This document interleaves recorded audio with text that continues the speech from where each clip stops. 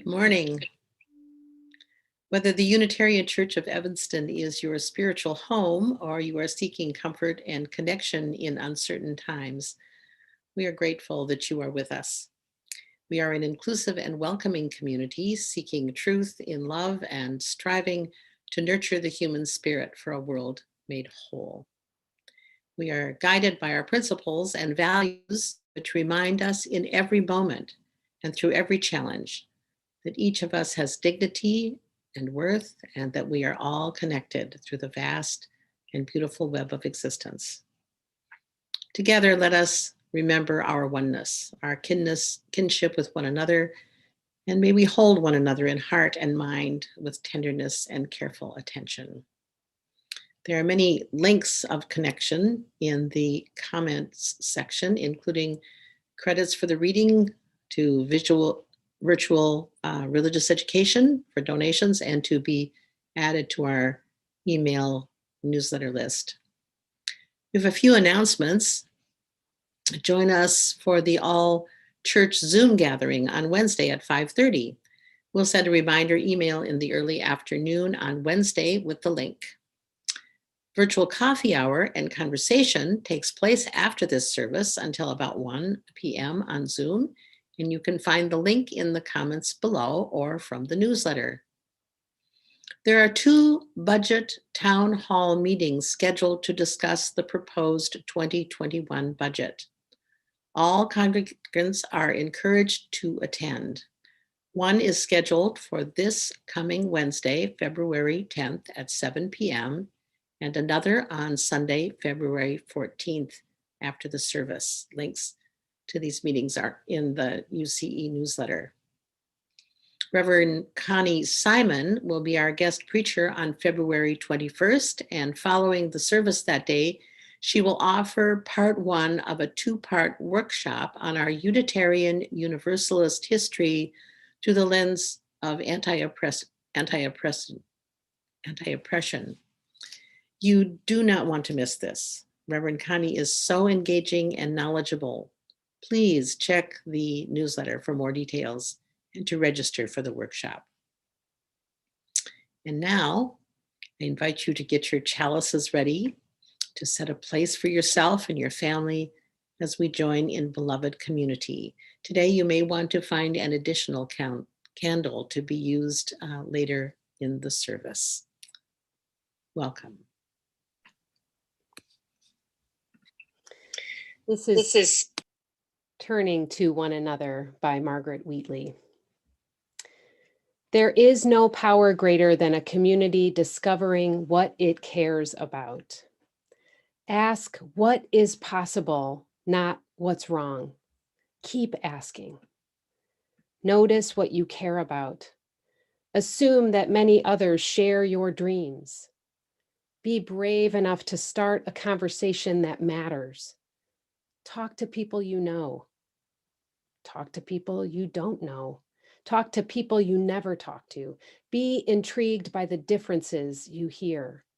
Expect to be surprised. Treasure curiosity more than certainty. Invite in everybody who cares to work on what's possible. Acknowledge that everyone is an expert about something. Know that creative solutions come from new connections. Remember, you don't fear people whose story you know. Real listening always brings people closer together. Trust that meaningful conversations can change your world. Rely on human goodness. Stay together. Welcome to worship.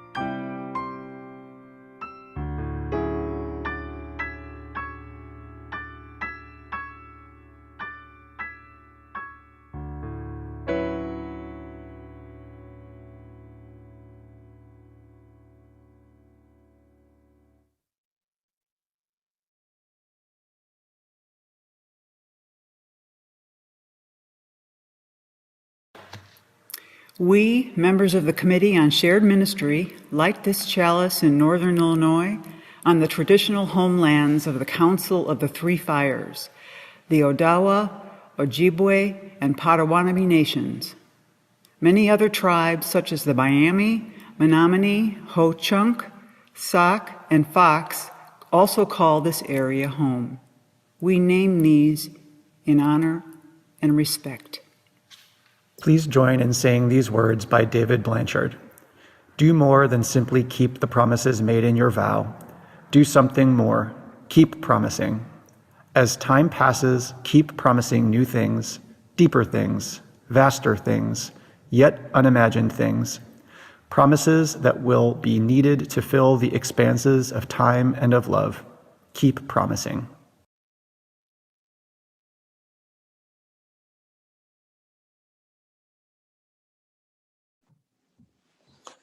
Love is the spirit of this church, and service is its law.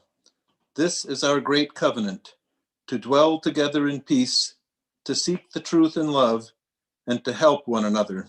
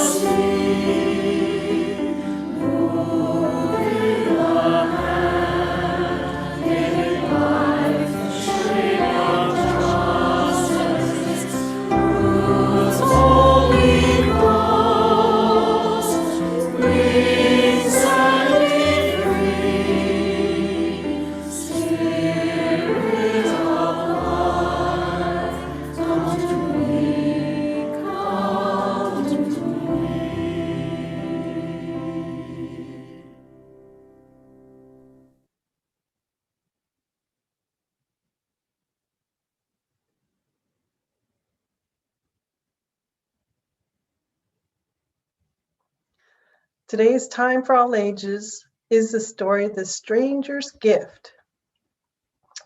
There once was a village that had fallen on hard times. The villagers had been very happy, and their community had been famous for its hospitality and friendliness, and the warmth with which it welcomed strangers. But something had gone quite wrong in the village. People had begun to bicker with one another. Quarrels broke out for no apparent reason. Rivalry sprang up where once there had been friendship and trust. The chief of the village was incredibly sad about this. The chief knew that the people would never be happy if they kept on like this. How could the old times of harmony and peace be restored? Strangers no longer wanted to visit the village. The people stopped caring for it. The village was falling into ruin. But it happened that one day a stranger came by. He approached the village like one with a mission, as though he already knew what he would find there. And very soon he met the village chief. He recognized the sad expression in his eyes, and the two were soon engaged in a serious conversation. The village chief told the stranger about his feelings of despair and his fears that soon the village would disintegrate. The stranger told the village chief that he might know of a way to redeem the lost village and restore it to the real community it was again. Please tell me the secret, the village chief begged the stranger. The secret is very simple, the stranger said. The fact is, one of the villagers is actually a wise prophet. Well, the village chief could hardly believe what he was hearing, yet the stranger had an air of authority about him that was irrefutable. The stranger left, but the village chief couldn't resist telling his closest friend what the stranger had told him. Soon the rumor ran through the village like wildfire. One of us is a wise prophet. Can you believe it? Somewhere hidden among us, someone has the answers to our problems. Now, deep down, the villagers were spiritual folk who wanted things to be right in their community. The thought that a wise prophet might be living among them incognito made them see things very differently. Could it be the baker? They wondered. Or the mail carrier? Or the man who breeds the chickens and sells the eggs? Perhaps it was old Granny Riley, whom the children were in the habit of taunting because of her scarred face. The speculation went on and on. But the strange thing was that after the stranger's visit, things were never the same again. People began to treat each other with reverence. They lived like people who had a common purpose and who were seeking something very precious together, never quite knowing whether the treasure was right in front of them. Before long, visitors came to the village again, just to be part of a happy, holy atmosphere that prevailed. And the stranger never came back. He didn't need to. The end.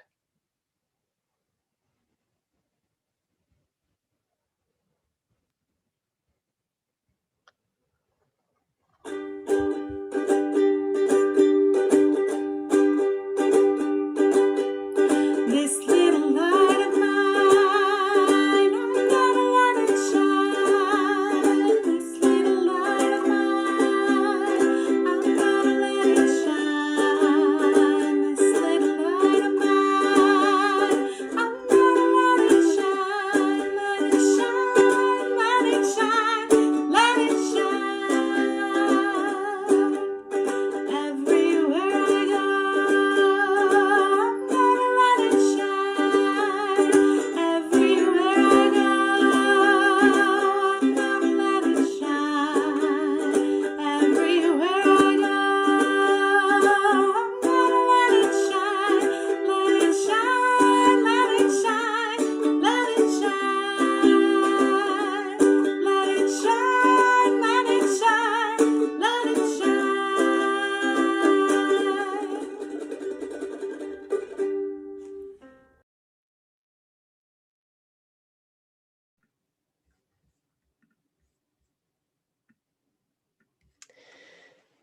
These are the joys and the sorrows that have been submitted through the Google form that is found on our homepage of our website.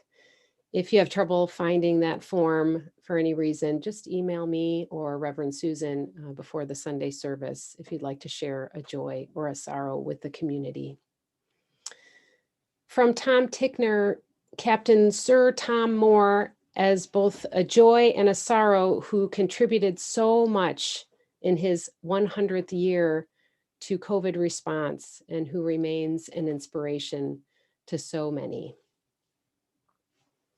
From Harry Hirsch, a joy of memory.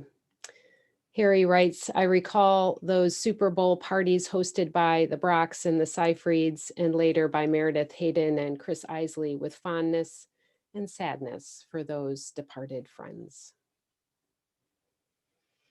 And from Jenny Walsh, I've just learned that my uncle John Hugg died last night. Beyond grief, I'm saddened and frustrated that he was alone due to COVID restrictions. Sending peace and love to my aunt and cousins and our entire family. What a heavy and deep sorrow. And we know that these are not the only sorrows or the only joys that are on our hearts today. We're carrying so many complex and intertwining feelings and experiences. And so we take a moment together to be quiet and read to ourselves any joys and sorrows that we add to the chat on the YouTube live stream, and any that are just on your heart and minds. We hold these all together in love and tenderness. If you have someone's name on your heart that you want to speak out loud from wherever you are, please do so now. And let us hold these together on the winds to be held by this beloved community that knows no walls.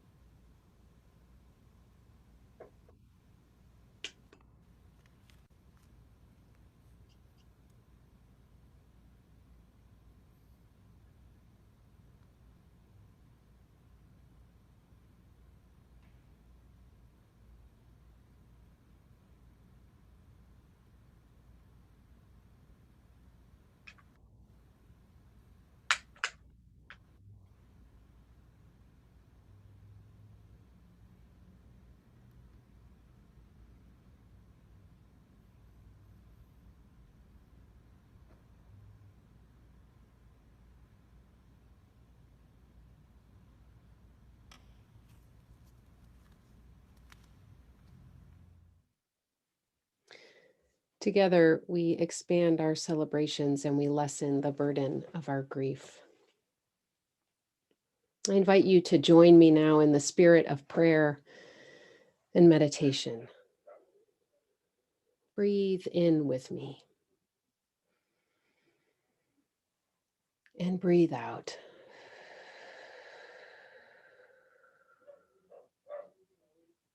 Feel your body on the earth, wherever you are connecting with it. Through your feet on the floor, your seat on the chair or the couch, or your back on your bed. Feel all the way down to where your surface connects with the surface of the earth. Imagine your roots going down, down, down into the earth. Feel the connection of your body to all other bodies and the whole body of life and earth. Breathe in and breathe out. You are not alone. You are part of it all. Spirit of life moving through us and in us. Source of love that knows no limits. Help us to discover our strength, our courage, and our creativity through our oneness and through our love. May we have what we need to move through the challenges of living, loneliness, illness, loss, and unmet needs. As we struggle with and for one another, may we find joy and beauty around every shadowed corner. May all who are without shelter find home. May all who experience pain feel ease and comfort. May all who succumb to fear and hate be transformed by love and wonder. May our actions be directed toward peace and liberation. May all beings be well. May all beings be whole. Amen.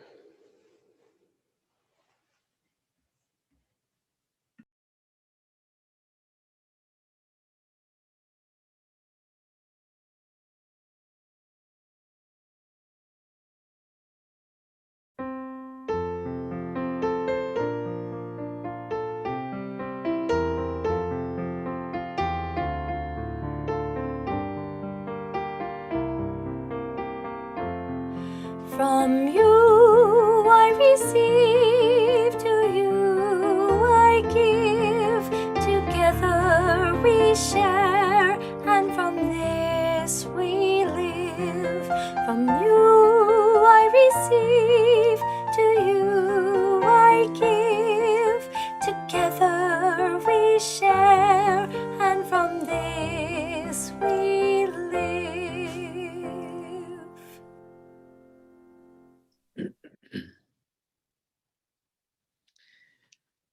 UCE remains a vital part of the world and our community. And because we continue to need one another in the blessings of community, we take this time to invite you to give to our shared plate. Today's offering will be shared with Interfaith Action of Evanston, whose mission is bringing communities of faith and spirit together to serve people who are hungry and homeless.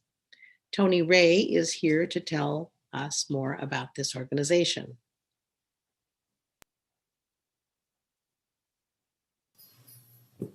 Hi, I'm Tony Ray, and I'm going to tell you about Interfaith Action of Evanston. Interfaith Action is a group of Evanston area faith communities working together to both serve and advocate for our hungry and homeless neighbors. I volunteered for Interfaith Action as long as I've been a member of UCE, over 5 years. During that time, I've seen Interfaith Action expand its services. Thanks to generous donations from our many supporters, from our member congregations and friends, in the winter of 2019 to 2020, we opened the emergency overnight shelter to over 4,400 winter visits.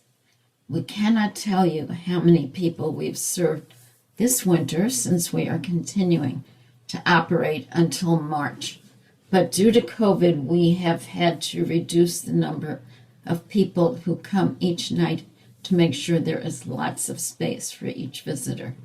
We've provided over 10,000 meals at our 4 soup kitchens.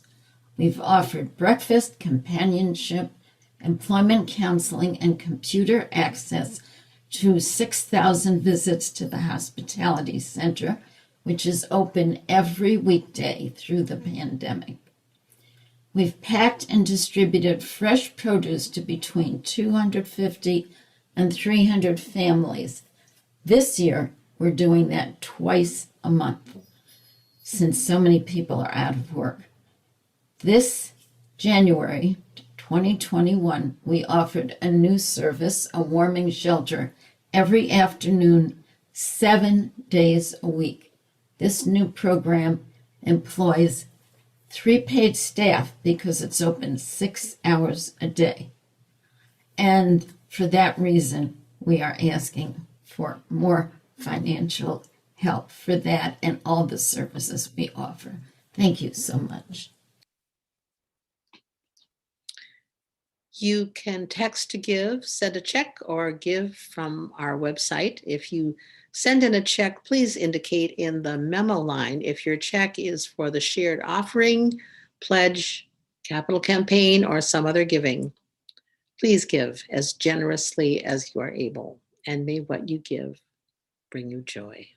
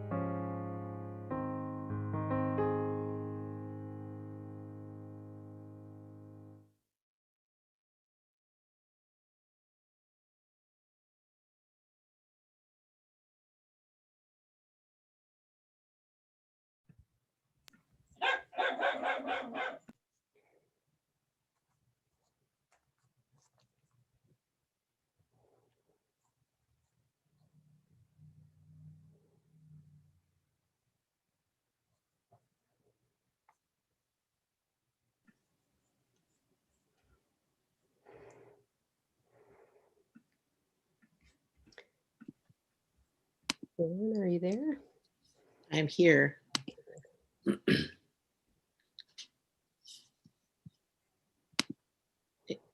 There you go. There we go. As we offer our official thanks this morning for the now completed work of the Ministerial Search Committee, the congregation's response, as voiced by the Board of Trustees and Committee on Shared Ministry, is we give thanks. For jumping in and delving deep in to learn all you could about the mechanics of the settlement process. For studying websites, wrestling with information in the settlement handbook, learning from regional staff, and engaging our partners in the Unitarian Universalist Association. For crafting both the congregational record and informational packet, for all the energy and effort that went into the self-study necessary for success. We give thanks. For creating, distributing, and analyzing the results of the congregational survey, for holding cottage meetings, being in open dialogue with congregants about their hopes and dreams for the future. For working through with integrity and humility the harm that was caused by question 36 in the survey, for demonstrating a meaningful and accountable apology and doing the work of repair, for all of the energy and effort that went into framing the search. For the detailed work of crafting a compensation package and draft agreement, and for making sure that interested folks in the congregation at the UUA and prospective ministers had access to that wealth of information. We give thanks. For sponsoring the Beyond Categorical Thinking workshop provided by the Unitarian Universalist Association's Ministerial Transition Office, for doing the work of anti-oppression while conducting the search. For conducting interviews, checking references, and looking at backgrounds. For working with the negotiating team to finalize a ministry agreement and selecting a candidate with great care and deliberation. We give give thanks. In short, for the hundreds of hours you've spent getting to know each other more deeply, as well as the congregation and me, for repeating again and again why we needed to go through this process. And for looking beyond personal preferences to make the best choice for the congregation. For working until you and Reverend Eileen both felt a sense of call, a sense that this match is right for all concerned, for all you have done in service to this community. We give thanks.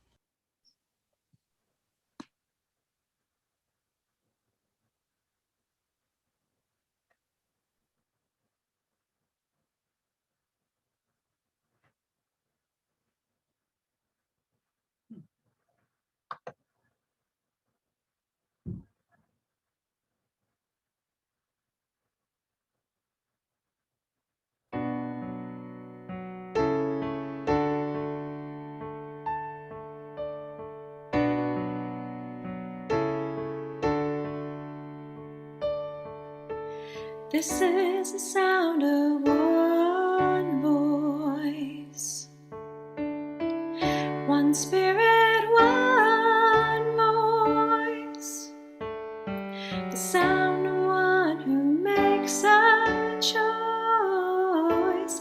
This is the sound of one voice. This is the sound of one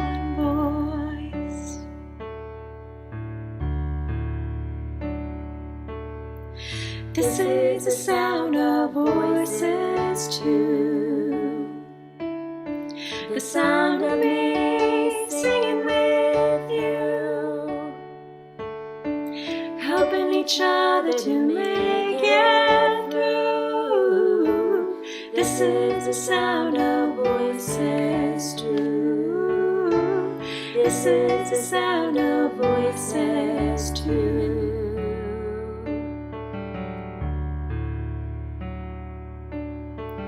This is the sound of voices three, singing together in harmony,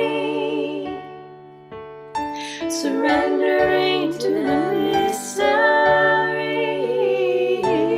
This is the sound of voices three. This is the sound of voices three.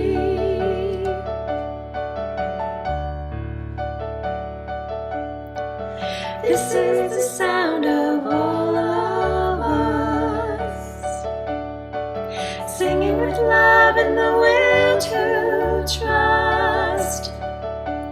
Leave the rest behind, it'll turn to dust. This is the sound of all of us. This is the sound of all of us.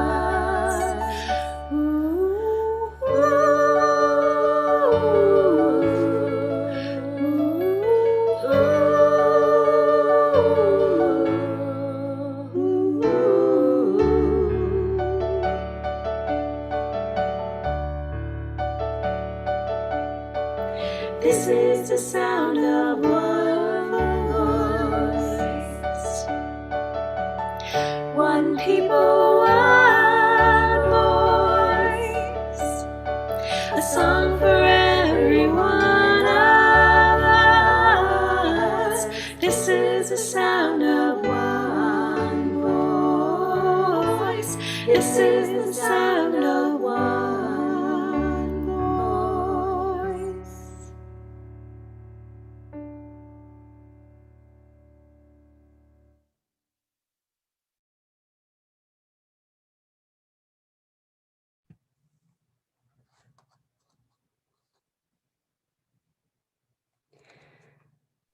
Members of the Board of Trustees, the Committee on Shared Ministry, and the Ministerial Search Committee are here today to represent the congregation as a whole. Together, we are continuing to build the beloved community that our shared commitment to UCE's vision and the principles and purposes of Unitarian Universalism. In the spirit of beginning together a new shared ministry with you, out of a long history and a future filled with possibility, Reverend Eileen, we call you to nourish our spiritual lives with your preaching and teaching and by your presence among us.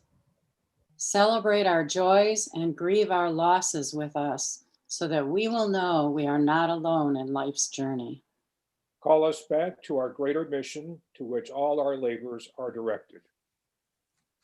Accompany us and participate in our shared journey toward wholeness as we expand our inclusiveness and dismantle the systems of oppression within, among, and beyond us.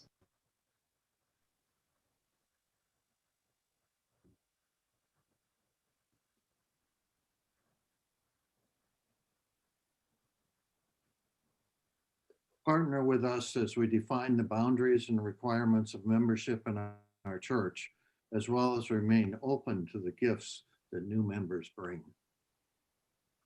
Be accountable with us as we conduct the business of this church in an ethical, humane, and effective manner. Help us not to take ourselves too seriously. Give us a message of hope when we need it. Nurture with us the faith that qualified leadership will follow us in the years to come. Reinforce our connection with the larger Unitarian Universalist Association. Help us to focus our service to humanity and the well-being of the planet so that we might leave this world a better place than we found it. serve as an ambassador from our church to the larger community. I promise to work to answer this charge throughout my time with you as your settled senior minister. Thank you for trusting me to answer the call as I accompany you in shared ministry.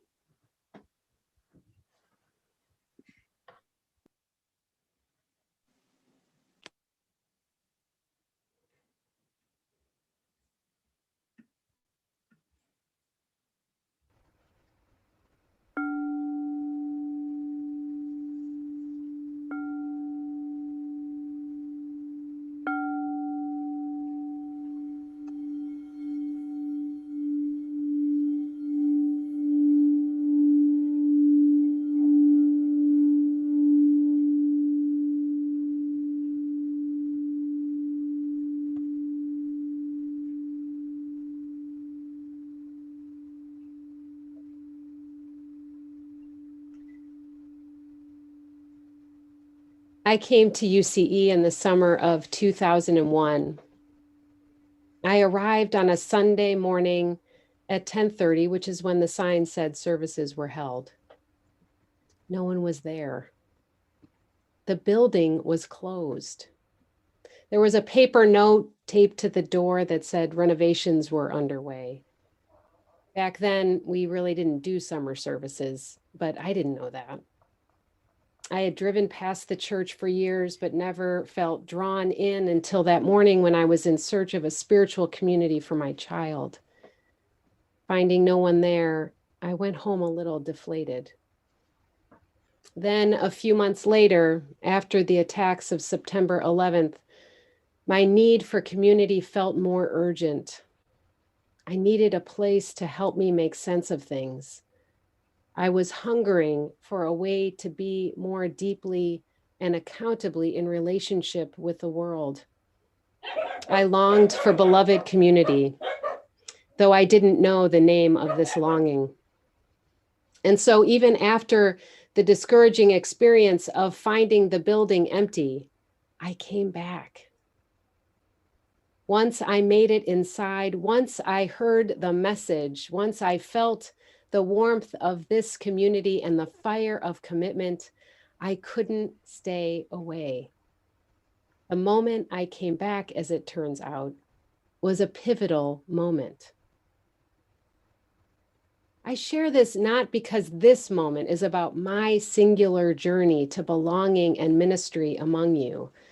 I share this because it is a part of our combined story, and because each of us has our own pivotal moments in the journey of beloved community. When we decide to return, when we re-engage, when we are faced with challenge and a closed door, and we risk another try to make something new.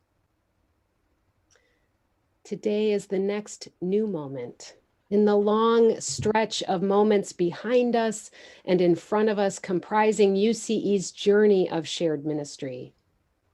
It is good to mark these moments as a way of setting our intention and opening ourselves to new possibilities. Even though our building is closed, we have come together in new ways to continue the practice, the enormous risk of co-creating beloved community. An idea first shared by theologian and philosopher of the 20th century, Josiah Royce, and infused into the movement for civil rights by Dr. King, beloved community is much more than a pleasant idea or a destination. It is an imperative, a call to each of us to work collectively toward. Beloved community takes courage because it's difficult and messy. It leaves no one out and asks everyone to return to its effort again and again. Practicing beloved community means being in covenant. It means knowing why we are here, articulating our intentions, expectations, and the spirit of our interactions. It means thinking about how we will be in relationship within, among, and beyond our walls. In 2012, we asked ourselves these questions to create our covenant of engagement. Why are we here? And how do we need to be with one another in order to achieve why we're here? Another way of asking this is, toward what ends are we striving as a community of faith, and how? The congregation crafted the words of our covenant of engagement together. They are posted on our walls and on our website, and they are hard to live up to and easy to forget. The covenant of engagement is a set of promises, empowering yet forgiving. It is a detailed set of expectations of how we will be together in service toward our mission. Of course, we fall short of our promises and we call each other back to our covenant. This is a shared practice because none of us can do it alone. Absolutely none of us. In the words of my colleague and friend, Reverend Teresa I. Soto, all of us need all of us to make it. All of us need all of us to practice beloved community. All of us need all of us to be accountable to one another. All of us need all of us to live into our shared purpose, to reach for the promise of our faith and to renew our commitments. We have some helpful tools in the practice of beloved community. In addition to our covenant of engagement, we have the congregational relations team, which helps us live it. This team has helped the congregation to practice meeting conflict with courage and curiosity for almost 10 years. Thank you, congregational relations team. We also have our committee on shared ministry. I introduced this team to you last March, right before life changed so rapidly. As we embark on a new understanding of shared ministry, it's important to reintroduce them to you. This team helps the congregation live into shared ministry to evaluate, communicate, and make accessible the interconnected ministries of membership, stewardship, worship, faith formation, and social justice. The current members are Carla Williams, our chair, Ben Kornfeld, Ann McAllister, Jim Strickler, and Jenny Walsh. Their initial task was to write a thorough evaluation of my ministry so that I could earn full fellowship with the Ministerial Fellowship Committee of the Unitarian Universalist Association. And I just learned this last week that I have been granted full fellowship. And I'm deeply, deeply grateful to the Committee on Shared Ministry for their work to make that possible. Now their attention will turn more fully to creating greater transparency, accountability, and partnership throughout the interconnected ministries of UCE. For today, I am renewing my covenant with you.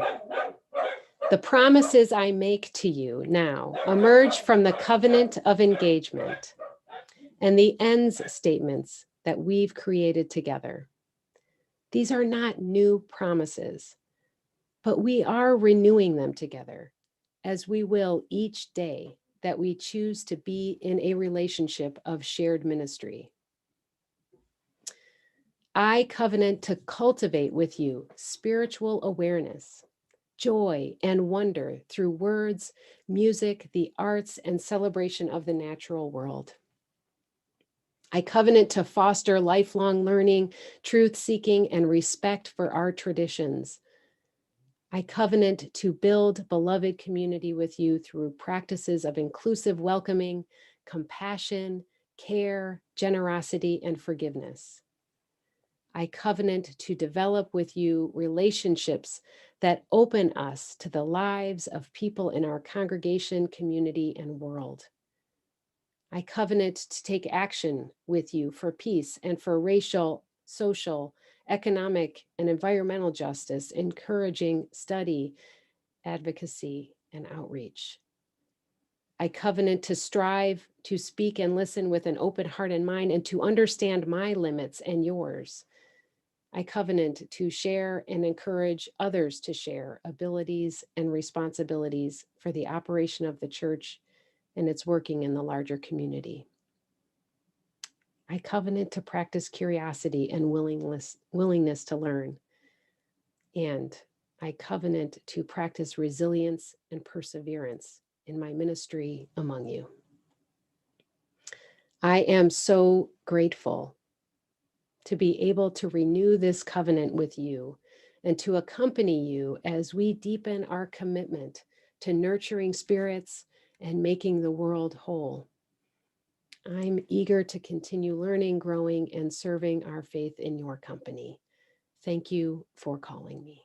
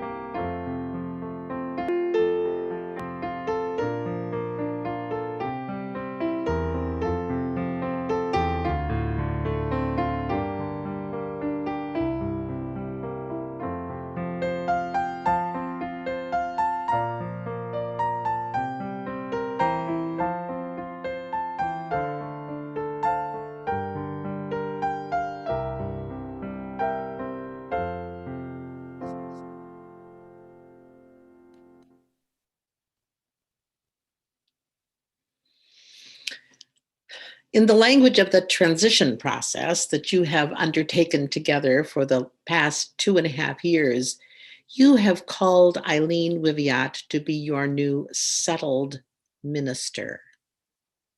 This means that she is committed to staying a while. But make no mistake, there is no settling here. No settling for and no settling in. During the early days after your board and search committee, with my advice, extended the interim period for an additional year, I heard some folks say, why do we need to go through this whole process if we're just going to call Eileen in the end? Why don't we just call her and get on with it? Well, I argued correctly at the time that you and she were not ready to make that call. This was always meant to be a mutual decision. Well, mutual and informed decision. While you were working and learning to identify your strengths and address some of your challenges and clarify your mission and reconcile some of your history, while you were taking surveys and attending cottage meetings to help you discern what you wanted in any minister you might call, Eileen was doing her own discernment. She was trying on this challenging and demanding role. She was holding herself accountable without regard to any outcome. She was in many ways inviting you into a new covenant of shared ministry and seeing if you could accept that invitation. It has been clear to me from the beginning of my time with you that this ministry has been grounded in love, hers for you, and yours for her. And it has been clear to me from more than 3 decades of observing and sometimes being one of the many faces of professional ministry that love may be necessary, but it is far from sufficient. The gold standard, it turns out, is the shared covenant between congregation and minister that holds fast in the best of times and in the worst of times. 2020 may not have been the worst of times, but we would be hard-pressed to imagine a time more challenging. And your mutual covenant has passed the test. Eileen has walked with you firmly and creatively and continued to challenge you with love to grow and even thrive. And you have joined with her with determination and steadfastness and your own love. And so, for this time, you have chosen each other. But there is no settling here, no settled for, and no settling in. No settling for, because I believe that each of you could have made a different choice. Eileen would be a good minister for any number of other congregations. And you are a good congregation, and any number of well-prepared ministers will be blessed by an opportunity to walk with you. And in this moment, I believe with all my heart and all my experience that neither of you could do better. There is no settling for, and there is no settling. There is no settling in. Stability, yes. Settling, not so much. If anything, you and Eileen will continue to unsettle each other in all of the right ways. Maya Angelou wrote, "Love recognizes no barriers. It jumps hurdles, leaps fences, and penetrates walls to arrive at its destination full of hope." So here you are, full of hope, of new beginnings, the hope of a truly shared ministry in which all spirits are nourished for a world made whole. So at the heart of shared ministry is the recognition that you are also called.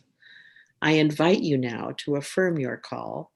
As you hear these words, take them into yourselves and hold their promise. As members and friends of the Unitarian Church of Evanston, we accept the call to receive your preaching and teaching with open minds and open hearts, that our spirits may be nourished by your presence among us. Share the joys and grieve our losses with you and accept the support of one another. Engage our greater mission to which all our labors are directed. Affirm and take up our shared journey toward wholeness as we expand our inclusiveness and dismantle the systems of oppression within, among, and beyond us. Stay open to future possibilities, even as we encounter our human and institutional limitations. Welcome new members, make way for emerging leadership, and reinforce our connection with the larger Unitarian Universalist Association. Be accountable as we conduct the business of this church in an ethical, humane, and effective manner. Focus our service to humanity and the well-being of the planet so that we might leave this world a better place than we found it. Eileen, please join the congregation in these words. Together, may we be responsible stewards of the religious artifacts, wisdom, and resources given to us by our forebears in faith. The religious tradition handed down through the centuries by Unitarians and Universalists. The purposes and principles upheld by the members of our church since its inception. The memories, stories, and lives of people who have created our church. The job of any minister that you call beyond any individual need is to be the guardian of the common flame. The flame you feed with your physical and spiritual energy, which in turn becomes the source from which you draw nourishment and strength. It is now the job of your newly called minister, the Reverend Eileen Viviat, to maintain clear paths to the flame which is the heart of your beloved community. If you have an extra candle now, please light it now as a symbol of the gifts you offer. Imagine offering your light to the common flame. Feel the warmth and be guided by the light.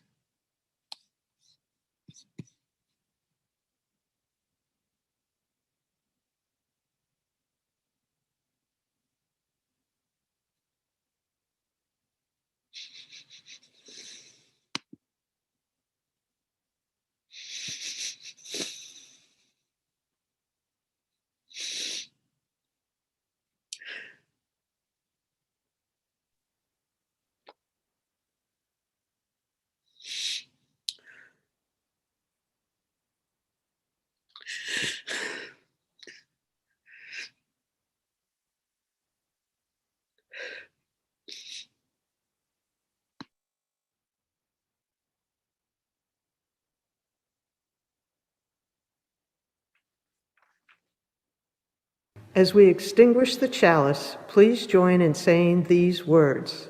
Though the flame is extinguished, we carry with us the warmth of community, the light of truth, and the fire of commitment until we are together again.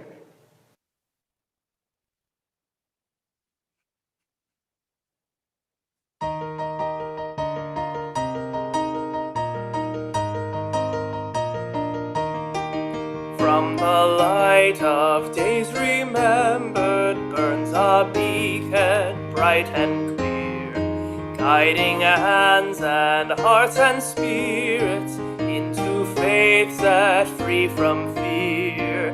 When the fire of commitment sets our mind and soul ablaze, when our hunger and our passion meet to call us on our way, when we live with deep assurance of the flame that burns within, then our promise finds fulfillment and our future can begin.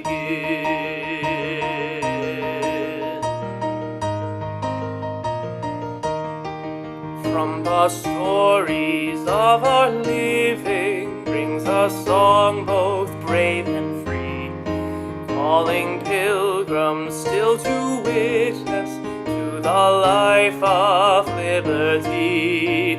When the fire of commitment sets our mind and soul ablaze, when our hunger and our passion meet to call us on our way, when we live with deep assurance of the flame that burns within, then our promise finds fulfillment and our future can begin.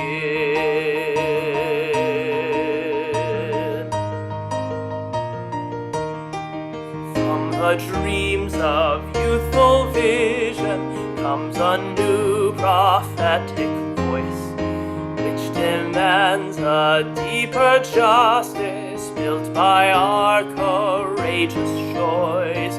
When the fire of commitment sets our mind and soul ablaze, when our hunger and our passion meet to call us on our way, when we live with deep assurance of the flame that burns within, then our promise finds fulfillment and our future can begin.